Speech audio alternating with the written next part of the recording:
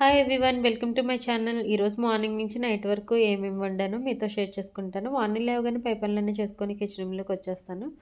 ఇంకా తర్వాత మా మమ్మీకి స్నాక్స్ ఏంటని ఫస్ట్ ఆలోచిస్తాను. ఫుల్ ముక్కన రోస్ట్ చేస్తున్నాను. అండ్ ఒక 8 కాకరకాయలు అయితే ఉన్నాయి. మేము తినేది ఒక పూటే కాబట్టి 4 కాకరకాయలు ఉల్లికారం చేద్దామని తీసాను. అండ్ ఈరోజైతే మూంగ్ దాల్ దోశ అనమాట. దాంట్లో చట్నీకి అయితే టొమాటో వేరుశనగల చట్నీ. ఈ చట్నీ ఎప్పుడైనా ట్రై చేస్తే కామెంట్ చేయండి, చాలా బాగుంటుంది. గ్రీన్ చిల్లీస్ తోటి. ఆ తర్వాత ఉల్లికారానికి ఉల్లిపాయ పేస్ట్ చేసి ఇందులో మిక్స్ చేసి లాస్ట్‌లో కారం వేసుకోవడం అనమాట. ధనియాలు, జీలకర్ర పొడి కూడా వేసుకోవచ్చు, చాలా బావుంటుంది. సూపర్‌గా ఉంటుంది. ఒక్క పూటైనా కూడా 2 కూరలైతే ఇష్టంగా తింటారు మా హస్బెండ్. అందుకని 2 కూరలు కొంచెం కొంచెమైనా చేస్తాననమాట. ఆ తర్వాత మూంగ్ దాల్ దోస మనం పెసర పప్పు పొట్టు పెసలుంటాయి కదా! అవి కాకుండా నార్మల్‌గా పెసరపప్పుతో దోస అనమాట. ఇలా కూడా ట్రై చేయండి, చాలా బావుంటుంది. మా అమ్మకి ప్లెయిన్‌గా దోస వేసేసి మా హస్బెండ్ ఆనియన్ దోస అడిగారు. మా హస్బెండ్‌కి ఇలా ఇచ్చేసాను. తర్వాత మా అమ్మకి స్నాక్స్ బాక్స్ అయితే రెడీ చేసి పెట్టేసాను.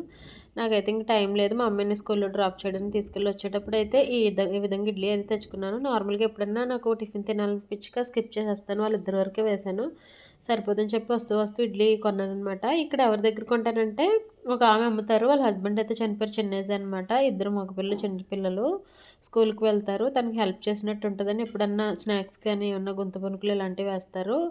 మీరు కూడా ఇలాంటి వాళ్ళు ఎవరైనా ఉంటే మనం వేరే విధంగా సాయం చేయలేకపోయినా అలాంటి వాళ్ళ దగ్గర కొనండి. సో, అందుకని తన కోసమే అక్కడ కొంటాననమాట.